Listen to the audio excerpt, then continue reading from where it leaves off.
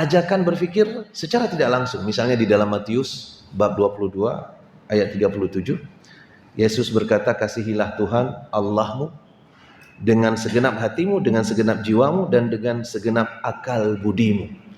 Akal disebut, tapi tidak diajak untuk berpikir. Bagaimana dengan Al-Quran?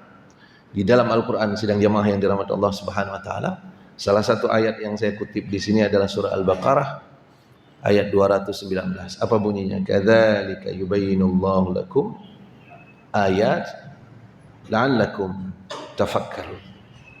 Begitulah Allah jelaskan bagi kalian ayat-ayatnya supaya kalian berfikir, kata Allah. Jelas sekali bahasa tafakkarun disebutkan. Di dalam ayat-ayat yang lain kadang-kadang lebih jelas lagi. Taqilun asal katanya akal. Bahasa katanya utak.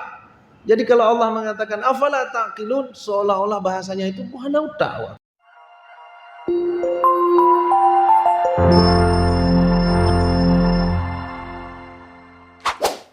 Selamat menonton dan jangan lupa di-subscribe ya.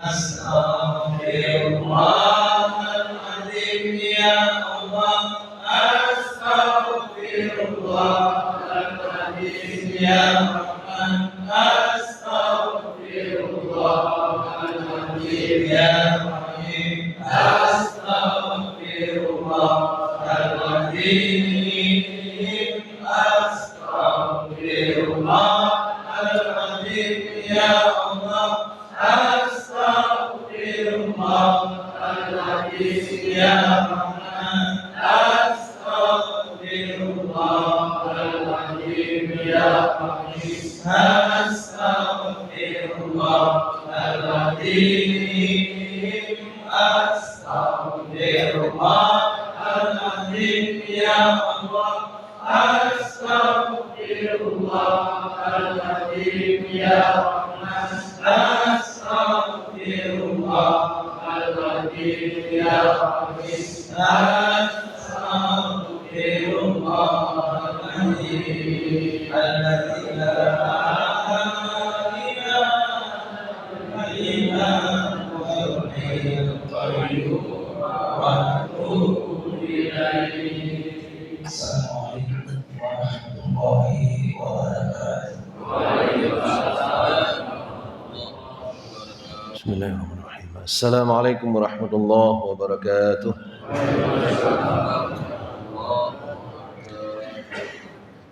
Innal hamdalillah nahmaduhu wa nasta'inuhu wa nastaghfiruh wa na'udzu billahi min shururi anfusina wa min sayyiati a'malina. May yahdihillahu fala mudilla lahu wa may yudlilhu fala hadiya lahu. Allahumma shalli wa sallim ala sayyidina Muhammadin wa ala alihi wa sahbihi wa man tabi'ahu ila yaumil qiyamah. Sidang jamaah subuh yang dirahmati Allah Subhanahu wa taala, kita bersyukur tak henti-henti kepada Allah. Allah berkenan masih membangunkan kita pagi ini hidup, sehat, dan masih mendapatkan hidayah dari Allah Subhanahu wa taala. 3 hal yang sangat mahal, 3 hal yang akan segera kita rindukan. Cepat atau lambat satu persatu akan hilang. Ada banyak sekali jamaah-jamaah subuh yang dulu bersama kita sekarang tak bisa lagi membersamai, tak bisa bangkit dari tempat tidurnya. Masih hidup, masih mendapatkan hidayah Allah, tapi Allah sudah ambil kekuatannya. Maka pantas sekali kita bersyukur sebanyak-banyaknya bahwa Allah masih memungkinkan kita. Nyaman sekali kita datang. Tak ada yang kelihatan kesusahan dalam duduknya nih di dalam masjid. Alhamdulillah. Kita bersalawat kepada Nabi sallallahu alaihi wasallam. Nabi yang Allah utus untuk kita dengan sengaja, dengan rencana untuk menyampaikan risalah kenabian, risalah ketauhidan kepada seluruh umat manusia. Dan Nabi yang datang ini agak berbeda dengan nabi-nabi yang datang sebelumnya.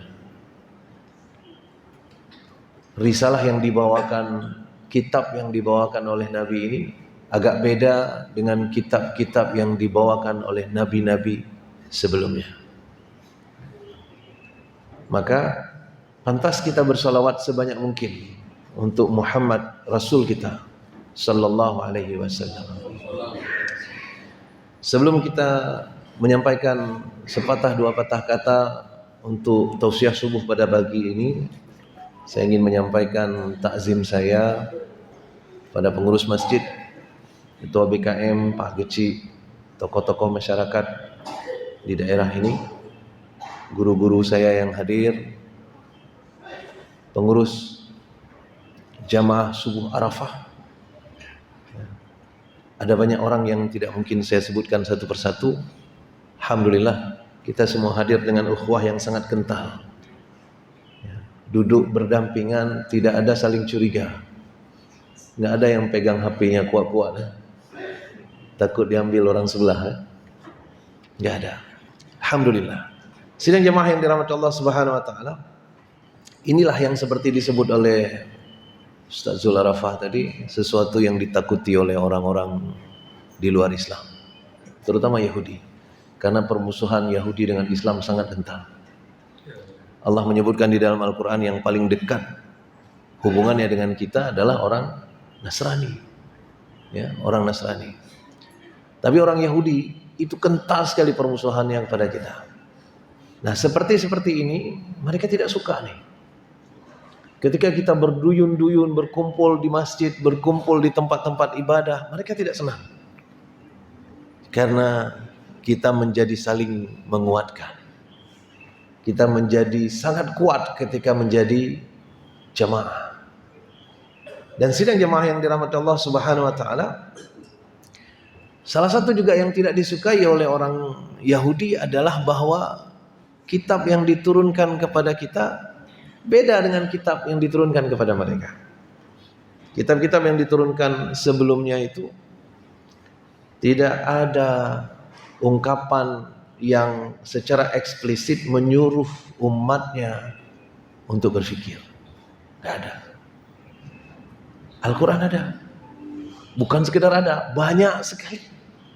Banyak sekali eksplisit atau tidak eksplisit atau implisit. Ya, banyak sekali. Saya catat beberapa ini di dalam Taurat misalnya. Ini saya catat karena saya nggak hafal. Taurat saya nggak hafal, Injil juga nggak. Ya. Maka saya catat. Di dalam Taurat misalnya, dalam Perjanjian Lama, yang menyunerkan nikoh bagiannya ontong tuh. Ente Ustaz Ilham gedakwahkan Perjanjian Lama dalam masjid keramat. Dalam Perjanjian Lama, kitab Taurat digambarkan mengajarkan tentang hukum-hukum Tuhan yang harus dipatuhi. Misalnya dalam kitab Ulangan bab 6 ayat 6 dan 7, umat manusia diperintahkan untuk merenungkan dan mengajarkan hukum-hukum Tuhan kepada generasi berikutnya, yang menunjukkan adanya dorongan untuk pemahaman yang mendalam, tapi tidak eksplisit menyuruh untuk berfikir. Tak ada ayat untuk berfikir. Ini ayat yang paling dekat untuk berfikir di dalam Perjanjian Lama. Begitu juga di dalam Zabur misalnya. Di dalam kitab Mazmur, bagian dari Zabur, ada banyak sekali pujian-pujian kepada Allah di dalam kitab itu. Banyak sekali pujian kepada Allah. Dan memang mengajak manusia untuk merenungkan ciptaan Allah Subhanahu wa taala. Tapi seperti yang kita sebutkan tadi, di dalam kitab Mazmur ini juga di bab 19 ayat 1 dan 2, yang paling dekat untuk ajakan berfikir kepada manusia, apa isinya? Isinya adalah bahasanya sangat tidak langsung. Bahasanya langit menceritakan kemuliaan Allah dan cakrawala memberitakan pekerjaan tangannya. Jadi lagi-lagi tidak ada istilah penghanaka fikih, nggak ada. Nggak ada istilah yang seperti itu. Dalam Injil lebih-lebih lagi. Injil itu sering disebut dengan Perjanjian Baru. Di dalam Injil, Nabi Isa atau mereka menyebutnya Yesus sering menggunakan perumpamaan. Dalam Injil disebut dengan parables. Ini udah panjang nih, belum masuk Al-Quran ya, masih Injil nih. Dan di sini sebenarnya parables ini dibuat untuk mengajarkan hikmah kepada manusia. Lagi-lagi ajakan berfikir secara tidak langsung. Misalnya di dalam Matius bab 22 ayat 37, Yesus berkata, kasihilah Tuhan Allahmu dengan segenap hatimu, dengan segenap jiwamu, dan dengan segenap akal budimu. Akal disebut, tapi tidak diajak untuk berpikir. Bagaimana dengan Al-Quran? Di dalam Al-Quran, sidang jamaah yang dirahmati Allah Subhanahu Wa Taala, salah satu ayat yang saya kutip di sini adalah surah Al-Baqarah ayat 219. Apa bunyinya? Kadzalika yubayyinullahu lakum ayat la'allakum tafakkarun. Begitulah Allah jelaskan bagi kalian ayat-ayatnya supaya kalian berfikir, kata Allah. Jelas sekali bahasa tafakkarun disebutkan. Di dalam ayat-ayat yang lain kadang-kadang lebih jelas lagi. Taqilun asal katanya akal. Bahasa katanya utak. Jadi kalau Allah mengatakan afala taqilun, seolah-olah bahasanya itu mana utak. Begitu kira. Ya, afala taqilun, sampai segitunya. Jadi ajakan untuk berfikir di dalam Al-Quran itu banyak sekali. Dan surat Al-Baqarah yang kita bacakan tadi di ayat 219 itu adalah potongan bagian akhir dari surah Al-Baqarah ayat 219. Bunyi aslinya adalah tentang khamar dan judi. Apa kata Allah di dalam ayat ini? Yas'alunaka 'anil khamri wal maisir. Mereka bertanya kepada engkau wahai Muhammad tentang khamar dan judi. Sesuatu yang hari ini sedang marak-maraknya. Aceh termasuk salah satu daerah yang paling banyak pelaku judi online-nya. Paling banyak. Aceh termasuk salah satu yang paling banyak di Indonesia. Jadi Nabi sudah ditanya oleh umatnya sejak zaman dulu, yas'alunaka 'anil khamri wal maisir. Mereka bertanya kepada engkau wahai Muhammad tentang khamar dan maisir. Maka kata Allah, qul fihi ma ithmun kabiru wa manafi'u linnas. Kasih tahu mereka wahai Muhammad bahwa pada keduanya itu ada banyak sekali dosa, tapi ada manfaat juga. Ada banyak dosa, ada manfaat. Lihat baik-baik bahwa Allah mengajak kita berfikir dengan narasi yang Allah berikan. Allah berikan faktanya. Allah tidak langsung memberikan perintah dan larangan. Inilah salah satu bedanya antara kitab kita dengan kitab-kitab sebelumnya. Kitab-kitab sebelumnya langsung to the point. Isinya kalau bukan perintah, larangan. Perintah, larangan. Cuma ada 3 rata-rata. Kalau bukan pujian, perintah, larangan. Pujian, perintah, larangan. Tapi di dalam Al-Quran banyak sekali ditampilkan fakta-fakta. Kemudian Allah mengajak kita, pikirlah, pahamilah, tadabburi dengan benar. Termasuk ayat ini. Jadi ayat ini Allah kasih fakta kepada kita. Apakah faktanya? Fihi ma ithmun kabiru wa manafi'u linnas. Di dalamnya ada keburukan, ada dosa, tapi juga ada manfaatnya. Jadi Allah akui dengan objektif bahwa judi dan khamar itu ada manfaatnya. Tapi belum selesai ayatnya. Belum selesai nih. Tewoju karena kesimpulan upaji manfaat, ya. Sehingga kita pulang terus. Jadi Allah sebutkan kemudian di sambungan ayatnya wa ismuhuma akbaru min naf'ihima. Tapi keburukannya, dosanya, masalahnya jauh lebih besar daripada manfaat yang dimiliki oleh dia. Jauh lebih besar. Maka sidang jemaah yang dirahmati Allah Subhanahu wa taala, selanjutnya tentang apa yang diinfakkan. Saya lompati bagian ini supaya kita langsung sampai ke bagian bawah, tidak tercampur pembahasan. Apa kata Allah? Kadzalika yubayyinullahu lakumul ayat la'allakum tatafakkarun. Apa kata Allah? Begitulah Allah sampaikan kepada kalian fakta-faktanya. Ayat-ayat Allah ini supaya kalian berpikir. Apa yang kita berpikir? Kita berpikir bahwa alkohol, judi, termasuk judi online, memang betul ada manfaatnya. Orang-orang di Eropa, Bapak Ibu yang dirahmati Allah, orang-orang di Eropa itu menggunakan alkohol untuk menghangatkan tubuh mereka. Tidak sampai mabuk. Artinya di bagian itu ada manfaatnya. Karena mereka punya musim dingin. Tapi di tempat kita kan nggak ada musim dingin. Jadi mica-mica alasan. Hana musim dingin ada, malah AC saja. Ya. Jadi nggak usah ada alasan untuk minum alkohol. Tapi di sana pun yang kemudian tak mampu untuk mengontrol diri untuk tidak mabuk itu sedikit. Ramai sekali yang kemudian tak mampu untuk mengontrol dan akhirnya masuk ke dalam jurang alkoholik. Ya. Jadi manfaatnya betul ada kata Allah. Allah objektif menyampaikan fakta kepada kita. Fair sekali.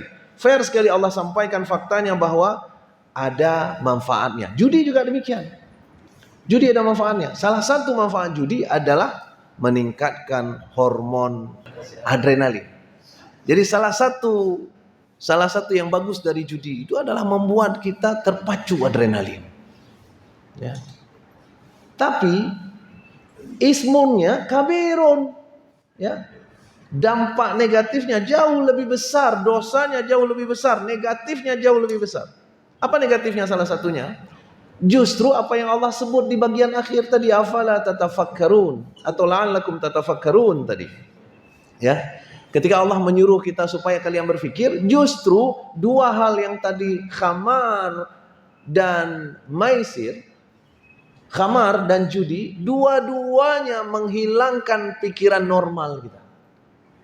Dua-duanya membuat kita menjadi orang yang tidak normal cara berpikirnya.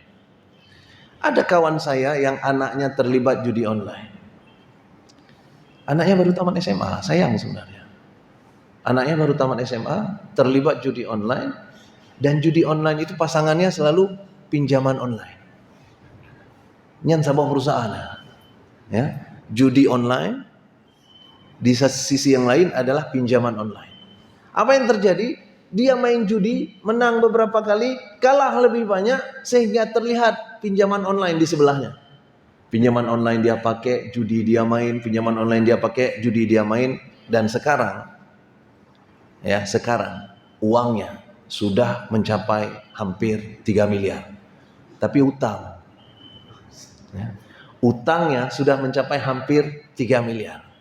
Ayahnya sudah beberapa kali mencoba membunuh anak ini. Itu ismun kabirun. Awal mulanya judi. Ayahnya sudah beberapa kali berusaha membunuh anak ini. Dan ayahnya sudah cerita sama saya nggak sanggup lagi, saya mau bunuh diri. Sampai ke situ.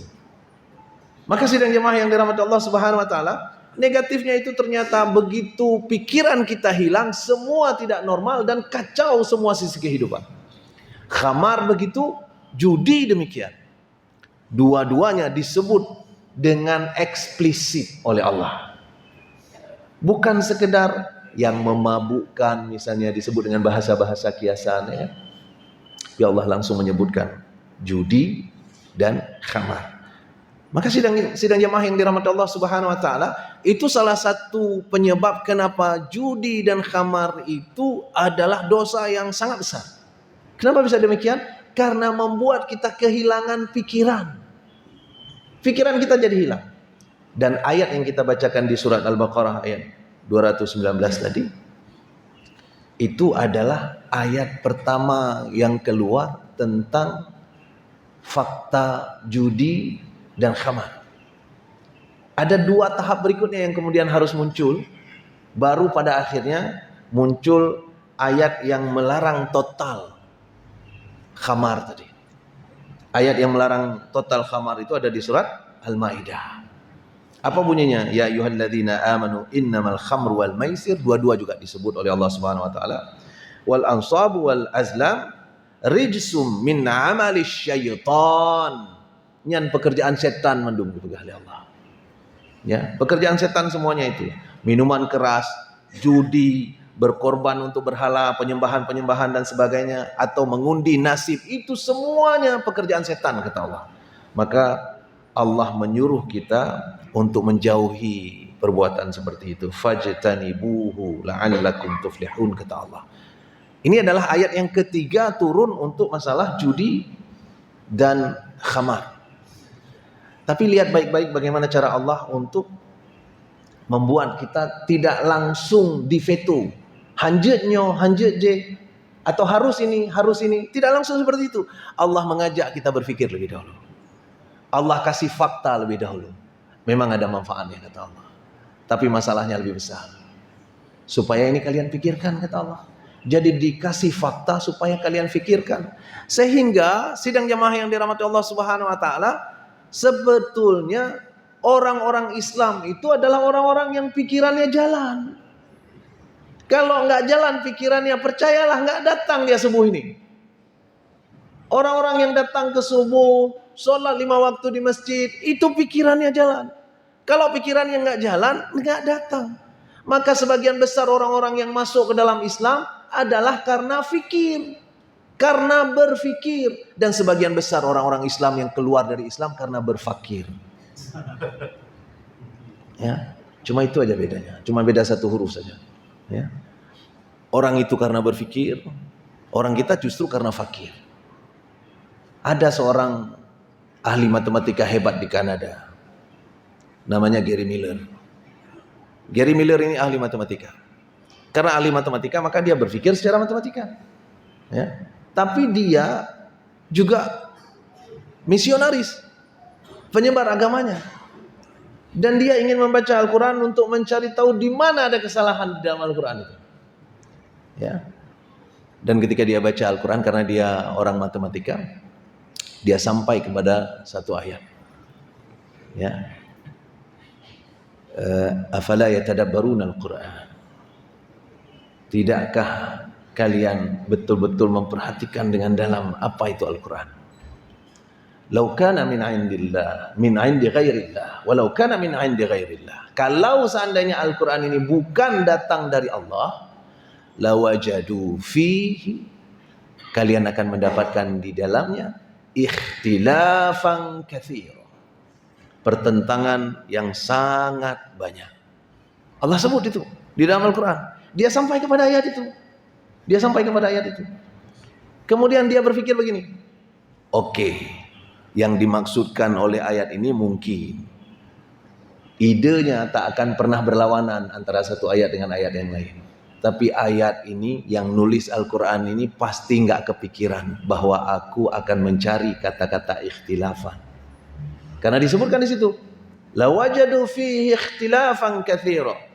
Kalian akan menemukan di dalamnya kata ikhtilafan yang sangat banyak. Itu satu cara mengartikan. Cara mengartikan yang lain, kalian akan menemukan di dalamnya pertentangan yang sangat banyak. Gary Miller, dia mengambil cara pertama. Oke, katanya di dalam Al-Quran, kalau ini bukan dari Allah, maka kata-kata ikhtilafan tidak akan pernah banyak. Ya. Kalau bukan dari Allah, pasti akan banyak. Aku akan cari.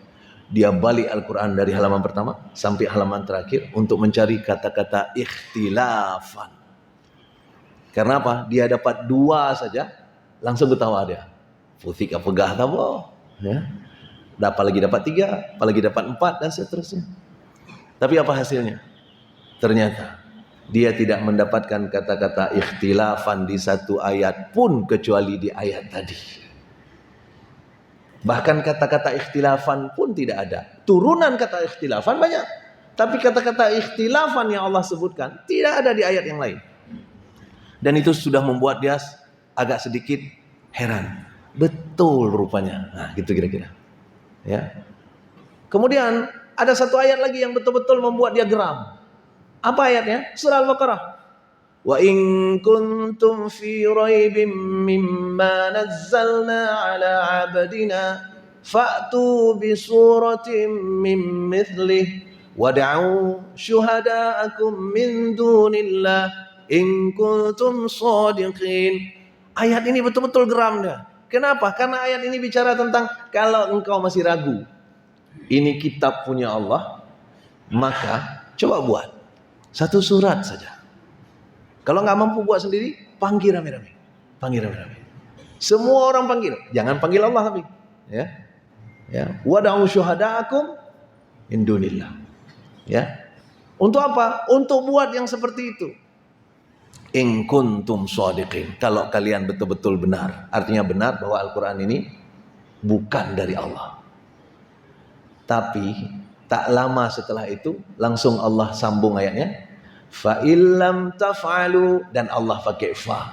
Kenapa Allah pakai fa? Artinya Allah enggak kasih kesempatan sedetik pun untuk menunggu kalian buat surat. Karena fa dengan thumma itu 2 hal yang berbeda. Kalau Allah bilang di situ summa, ya kan? Summa lam taf'alu, kalau itu bunyi ayatnya, maka itu maknanya adalah setelah kalian coba berpuluh-puluh tahun dan kalian tidak mampu, ya kan?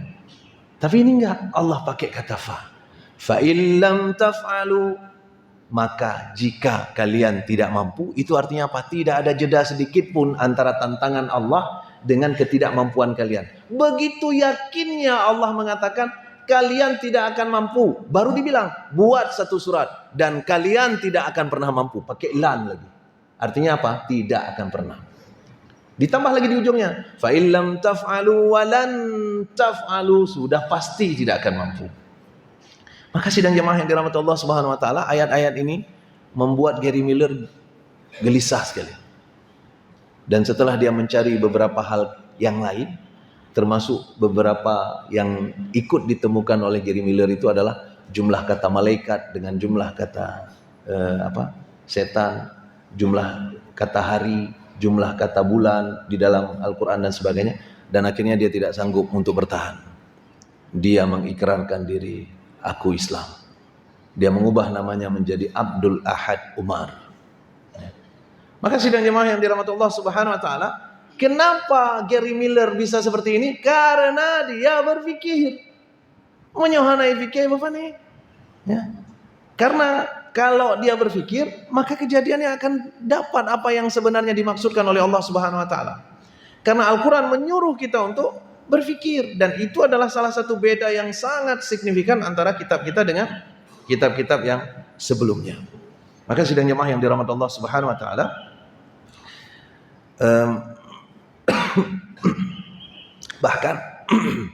bahkan tadi kan ayat yang kita bacakan tentang khamar tadi ada dua, ayat pertama dan ayat ketiga. Di tengah-tengah ayat itu ada surah An-Nisa yang turun kedua. Surah An-Nisa bicara tentang apa? Lagi-lagi tentang berfikir. Apa yang turun di surah An-Nisa? Pertama tadi Allah kasih fakta. Judi dan khamar, ini faktanya kata Allah. Ada manfaatnya, tapi bahayanya jauh lebih besar. Supaya kalian fikir, kata Allah. Ya, ayat terakhir tadi Allah langsung menyebutkan dua-duanya adalah amalis syaitan. Maka hindari itu. Tinggalkan, jauhi yang seperti itu. Tapi di ayat level keduanya, di surah An-Nisa, Allah menyebutkan, ya ayyuhalladzina amanu la taqrabus shalah wa antum sukara. Ya, wa antum sukara. Jangan dekat-dekat kepada sholat. Hai orang-orang beriman, jangan dekat kepada sholat kalau kalian lagi mabuk. Kalau kalian lagi mabuk, lagi di bawah pengaruh alkohol, jangan sholat. Ya, bisa dibayangkan ketika ayat ini turun, surah Al-Maidah belum turun, mungkin para sahabat masih ngajak-ngajak mabuk, karena para sahabat banyak yang pemabuk. Salah satu pemabuk berat itu Umar bin Khattab. Itu pemabuk berat, ya. Maka ada dialog-dialog imajiner yang barangkali bisa kita bayangkan. Gimana dialognya? Ketika ayat ini surah An-Nisa sudah turun, bahwa jangan dekat-dekat sholat kalau kalian sedang mabuk. Mungkin orang-orang ini sempat ngajak mabuk, yuk mabuk kita yuk. Tapi bentar lagi azan. Oh berarti habis sholat ya. Nah, kalau seandainya ayat ini turun belum sampai ke surat Al-Maidah. Maka sidang jemaah yang dirahmati Allah Subhanahu wa taala, ayat ini belum selesai. Kata Allah, hatta ta'lamu ma taqulun. Sampai kalian paham, kalian sadar, pikiran kalian hidup untuk mengerti apa yang kalian ucapkan. Itu ukurannya. Itu ukuran mabuknya. Kalau kita hubung-hubungkan seperti itu, kayaknya kita semua lebih banyak yang mabuk dari enggak. Kenapa? Karena lebih banyak yang tidak paham apa yang kita baca dalam sholat daripada yang paham. Ya. Kalau ini ayatnya. Karena ayatnya tadi apa? Hatta ta'lamu ma taqulun. Sampai kalian mengerti, kalian pahami dengan pikiran kalian apa yang kalian bacakan di dalam sholat. Maka lewat mabuk berarti kan? Karena kita banyak yang belum paham apa yang kita bacakan di dalam sholat-sholat kita. Bapak Ibu sidang jamaah subuh yang dirahmati Allah Subhanahu wa taala, maka kalau kita bicara tentang ini, kita masih melihat betapa Allah menekankan bahwa pikiran itu harus berfungsi. Itu sebabnya Al-Quran itu kalau kita tak pakai pikiran, maka langsung nggak jalan. Langsung kita nggak bisa mencerna apa-apa. Dan Allah Maha Adil, maka orang-orang yang Allah pertanyakan, orang-orang yang akan Allah tanya pertanyaan tentang apa yang kita lakukan di dunia ini adalah hanya orang-orang yang Allah titipkan pikiran saja. Kalau ada orang yang hari ini tiba-tiba keluar dari masjid gila, ya, itu langsung mulai dari titik itu Allah nggak tanya lagi sama dia. Ya. Kenapa? Karena dia tak punya pikiran. Anak-anak kecil belum dipertanyakan oleh Allah dosa-dosa mereka. Kita sebut dengan baligh. Baligh artinya sampai. Sampai pada posisi di mana mereka mampu memikirkan apa yang mereka ucapkan. Jadi lagi-lagi konteksnya adalah pikiran. Maka kata Allah di dalam surah Yasin, liyundzira man kana hayya. Ya, liyundzira man kana hayya. Agar engkau Muhammad memberi peringatan kepada mereka yang hidup. Apanya yang hidup? Pikirannya hidup, hatinya hidup. Jadi ketika Allah menyebutkan hayya di sini, pikiran dan hatinya hidup. Karena kalau pikiran dan hati hidup, Islam ini nggak tercerna sama kita. Ya, saya lihat ada beberapa perdebatan di media sosial antara orang Islam dengan orang non-Muslim. Itu kadang ketawa-ketawa kita ketika kita melihat perdebatan antara mereka. Kenapa? Karena kelompok sebelah itu mereka hampir menghalalkan semua cerita untuk membuat kita terlihat salah. Jadi ditanya lain, tapi mereka tidak menjawab yang itu, tapi mereka mencari fakta lain untuk menyerang kita. Kenapa? Karena kondisinya memang secara logika apa yang mereka amalkan itu, jangankan kita, mereka sendiri bertanya-tanya, betul ya? Ya, betul ya? Betul apa enggak ini? Secara logika itu enggak nyampe kita. Irena Handono, salah satu di antara mu'alaf yang menggunakan pikirannya. Apa yang terjadi dengan Irena Handono? Irena Handono itu bertanya tentang bagaimana konsep Trinitas. Bagaimana konsep memahami tiga adalah satu. Maka gurunya Irena Handono langsung menuju ke papan tulis dan menuliskan segitiga. Ini loh katanya. Ini kan segitiga. Berapa segitiganya? Satu. Itulah dia. Tiga dalam satu. Tapi Irena ini cerdas sebenarnya. Pikirannya jalan. Dia maju, dia ambil spidol, dia buat segi 4, segi 5, segi 6. Kita anda pahaminya. Bahwa semua segi bisa kita buat jadi satu. Itu sebabnya sidang jemaah yang dirahmati Allah Subhanahu wa taala. Kita disuruh oleh Allah untuk berfikir, bukan saja untuk syariat yang Allah wajibkan pada kita, juga untuk fenomena-fenomena alam. Tadi dibacakan tadi, 2 surat yang dibacakan tadi, dua-duanya tentang ajakan kita berfikir. Ya. Salah satu yang dibaca tadi adalah Al-Ghasyiyah. Tadi satu lagi An-Naba. Dua-duanya ada. Di Al-Ghasyiyah. Tadi apa kata bacaan imam kita tadi? Afala yanzuruna ilal ibili kaifa khuliqat. Tidakkah kalian perhatikan bagaimana unta itu diciptakan? Kata-kata yang dulu di awal menjadi penting karena Allah menyuruh kita memperhatikan betul-betul dengan mata kepala kita dan menggunakan pikiran. Supaya apa? Supaya jangan jadi masalah di ayat berikutnya. Karena nanti ada ayat yang wa ilal ardi kaifa sutihat, dan bumi bagaimana dihamparkan. Ada banyak sekali orang yang kemudian menyerang Islam dengan mengatakan Islam enggak paham ilmu pengetahuan. Karena Islam mengatakan bumi itu datar. Di ayat ini, wa ilal ardi kaifa sutihat, dan bumi bagaimana Allah hamparkan. Apa maknanya? Bumi menurut orang Islam datar. Padahal ayat ini sambungan dari ayat di awal tadi. Kata-kata afala yang durun tadi berlaku untuk semuanya. Afala yang duruna ilal ibili kaifa khuliqat wa ilas samai kaifa rufi'at wa ilal jibali kaifa sutihat. Baru kemudian nusibat, baru kemudian wa ilal ardi kaifa sutihat. Baru kemudian yang arti. Itu satu kelompok. Jadi maknanya apa? Maknanya yang di bagian bumi itu tadi adalah Tidakkah kalian perhatikan bagaimana bumi yang bulat ini, tapi ketika kalian ketika kalian perhatikan, terlihat datar. Kemanapun kita pergi, bumi akan terlihat datar. Justru kalau bumi datar, ketika kita sampai di ujung, nggak terlihat lagi datar. Ya, ketika sampai di ujung bumi, sudah terlihat jurang. Ya, Hanali, Katruk Baki. Dan sampai hari ini satu pun orang belum pernah sampai ke ujung bumi. Ya. Saya sudah pergi ke dunia bagian utara. Saya sudah pergi ke dunia bagian selatan. Ada beberapa negara yang sudah saya kunjungi, tidak ada satupun yang berada di pinggir jurang. Kalaupun ada yang di pinggir jurang, nanti di balik jurang itu air laut dan di sana ada pulau lagi. Gurute contohnya. Ya. Jurang jauh ke bawah kan, laut, kemudian ada pulau dan seterusnya. Dan itu bukan batas dari bumi. Artinya bumi memang bundar. Tapi karena ini sesuatu yang menakjubkan, maka Allah pertanyakan. Sesuatu yang dipertanyakan, yang disuruh oleh Allah perhatikan, tentu bukan sesuatu yang biasa. Kalau sesuatu yang biasa, untuk apa diperhatikan? Misalnya ada orang yang bertanya, ya, tidakkah kalian lihat air itu turun ke bawah? Biasa aja. Ya. Atau misalnya apa? Sesuatu yang memang sudah pasti. Misalnya, apa misalnya?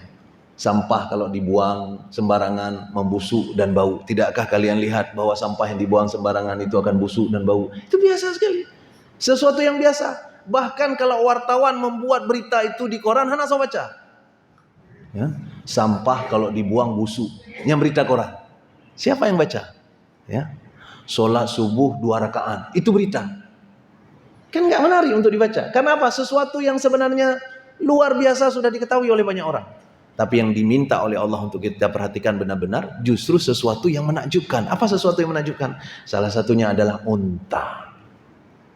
Afala yanzuruna ilal ibili kaifa khuliqat. Tidakkah kalian lihat bagaimana unta diciptakan?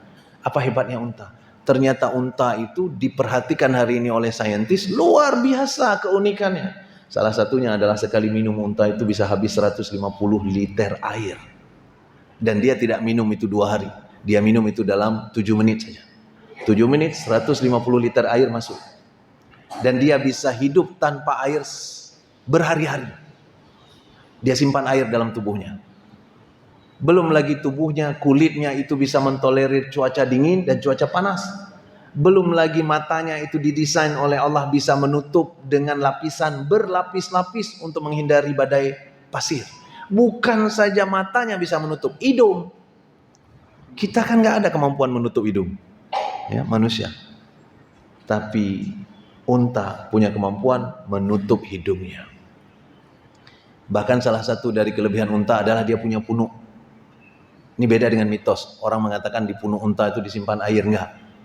Punuk unta itu isinya lemak.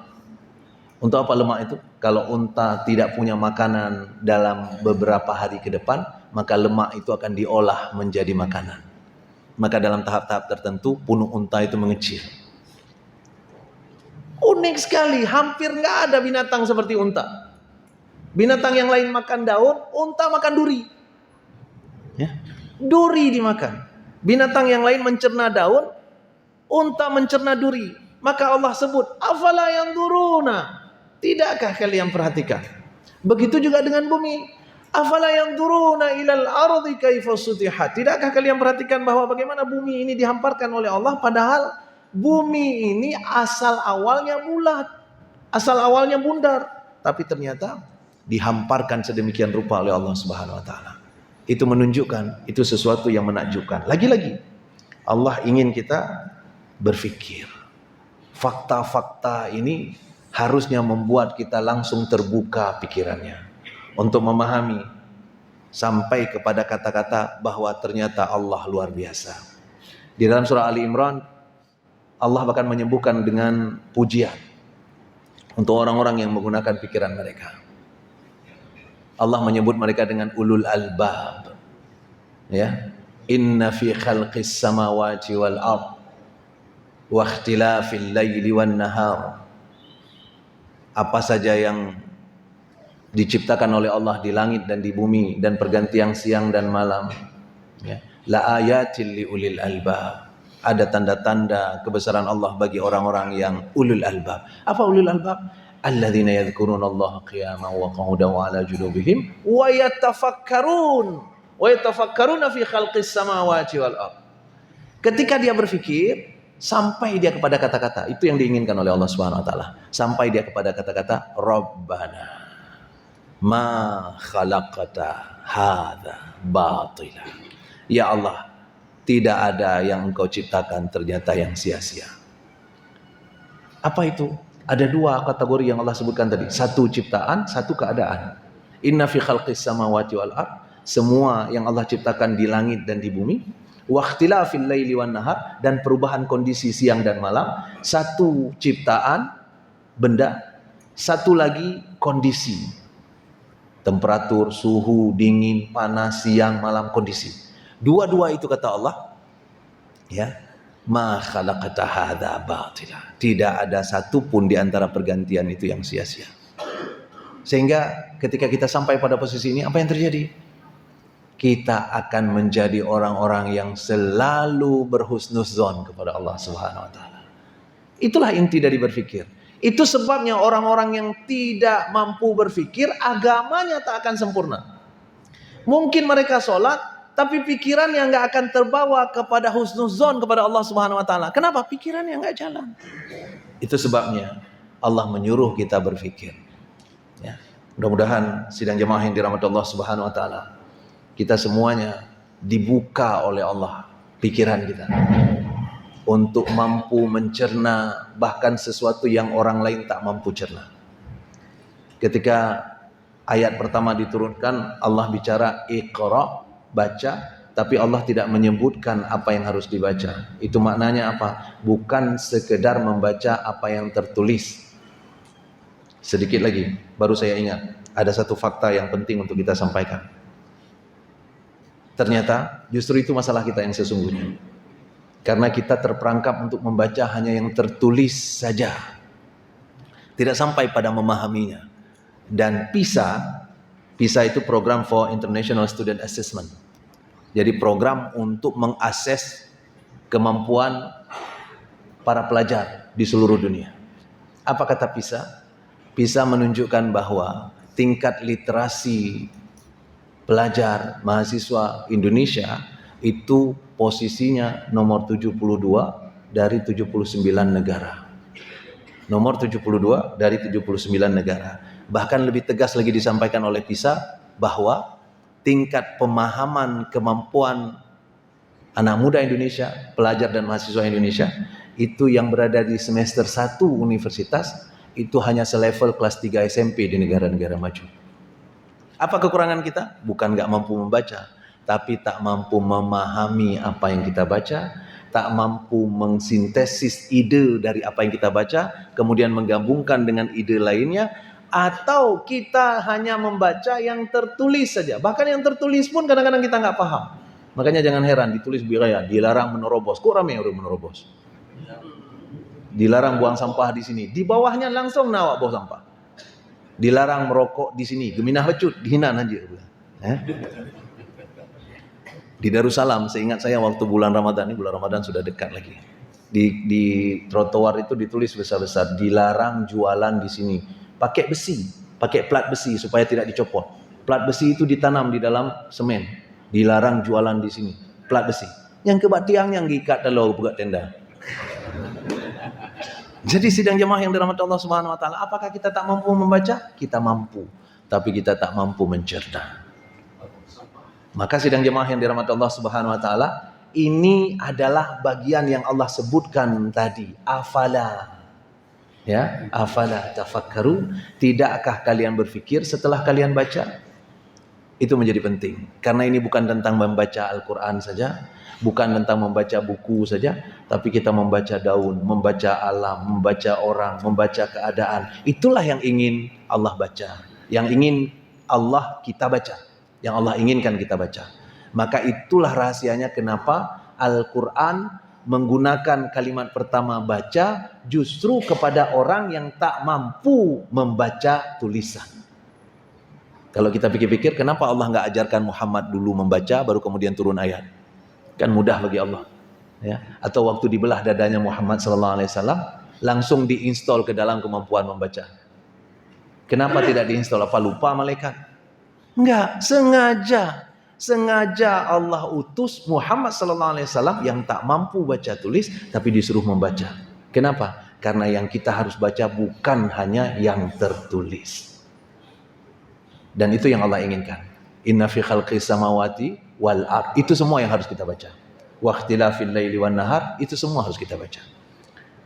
Mudah-mudahan sidang jemaah yang dirahmati Allah Subhanahu wa taala, kita akan mampu membaca semua keadaan, semua kejadian, mencernanya dengan benar, dan kemudian sampai kepada kalimat Rabbana ma khalaqta hadza batila subhanaka faqina adzabannar. Kita memohon kepada Allah agar dilindungi dari api neraka karena enggak mampu membaca dan mencernanya. Mudah-mudahan ada manfaatnya. Mohon maaf jika ada kekurangan, kesilapan dalam penyampaian. Subhanakallahumma wa bihamdika asyhadu an la ilaha illa anta astaghfiruka wa atubu ilaik. Assalamualaikum warahmatullahi wabarakatuh.